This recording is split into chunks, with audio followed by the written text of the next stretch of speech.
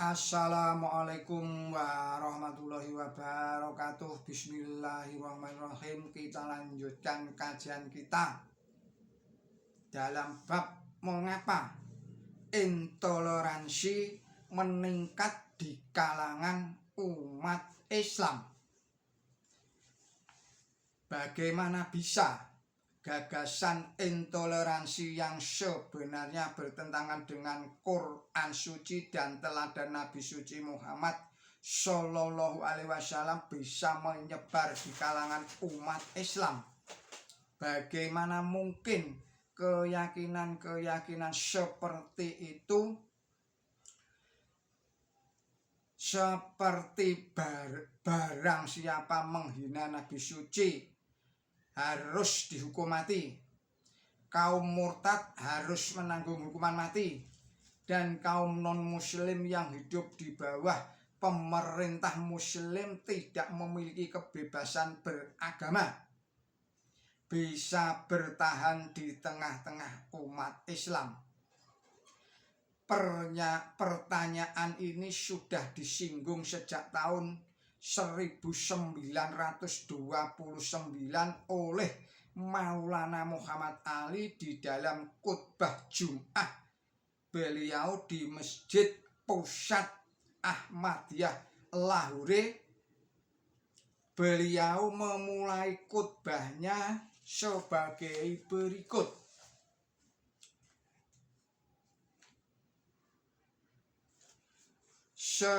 Seseorang telah menulis buku tentang penyebaran Islam.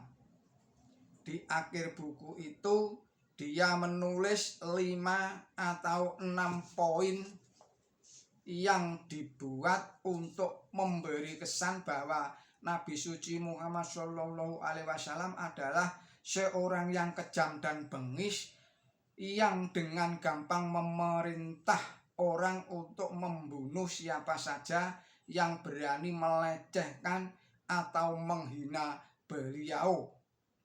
Dia mengutip beberapa peristiwa untuk mendukung dugaannya itu yang bersumber dari sirah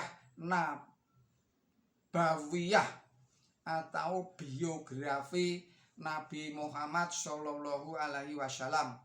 Buku yang dimaksud oleh Maulana Muhammad Ali adalah The Expansion of Islam karya W. Wilson Koch, terbit tahun 1928.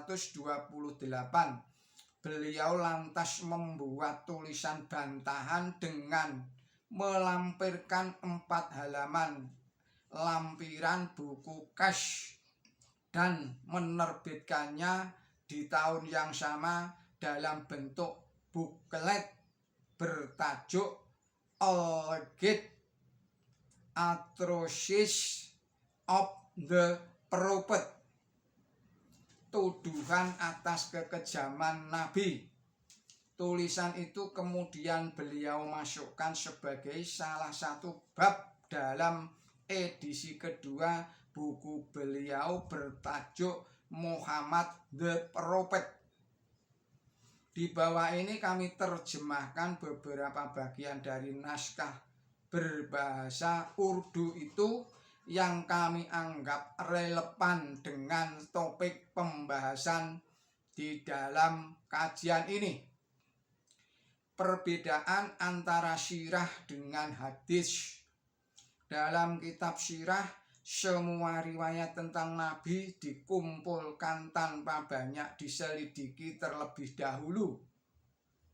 Informasi apapun yang ditemukan penulis terkait riwayat Nabi akan langsung dimasukkan di dalam kitabnya tanpa ragu.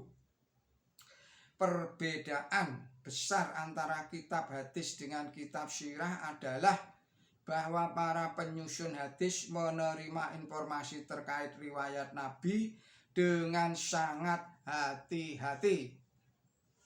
Meskipun tetap saja ada beberapa hadis yang isinya bertentangan dengan Quran suci, luput dari penyelidikan itu. Sebaliknya di kitab sirah proses penyelidikan atas riwayat itu seringkali terabaikan. Oleh karena itu penganut, saya ulangi lagi, oleh karena itu patut diduga bahwa dalam kitab Sirah akan ditemukan banyak hal yang bertentangan dengan Quran suci. Tetapi Nabi suci Muhammad Shallallahu Alaihi Wasallam sudah mengingatkan bahwa kita harus menolak dalil apapun yang bertentangan dengan Quran suci. Karena itu kita harus mengkaji berbagai riwayat tentang Nabi dengan sangat hati-hati. Quran dan Sirah Nabawiyah. Sesudah merenungkan dan mengkajinya, saya sampai pada kesimpulan bahwa tindakan semacam itu tidak bisa dikaitkan sama sekali dengan Nabi suci Muhammad Shallallahu Alaihi Wasallam. Yang dimaksud adalah tudingan Wilson tentang kekejaman Nabi dalam buku yang disinggung di dalam buku di atas. Jika kita kaji Quran suci, kita akan dapati secara jelas bahwa karakter Nabi suci sangat jauh dari perilaku semacam itu. Hanya Quran sucilah yang bisa membuat kita tetap berada dalam sudut pandang yang benar. Sebab sebagian riwayat Nabi sudah dipengaruhi oleh opini dan dugaan para perawi itu sendiri. Peristiwa apapun yang diketahui oleh seseorang pasti akan diberitakan menurut interpretasinya sendiri. Hal ini terutama sekali berlaku di dalam riwayat peperangan pada masa Nabi suci Muhammad Shallallahu Alaihi Wasallam yang telah banyak disalahpahami. Riwayat tentang peperangan di era Nabi suci Muhammad Shallallahu Alaihi Wasallam disusun pada zaman ketika dinasti Islam sudah mapan dan mentalitas umat Islam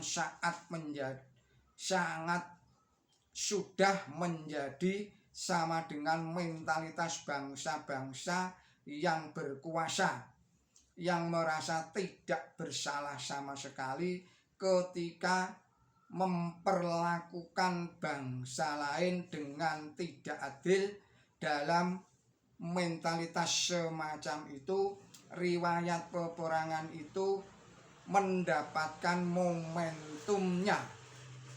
Demikian kajian dari Dr. Syahid Aziz. Billahi taufik wal hidayah. Wassalamualaikum warahmatullahi wabarakatuh.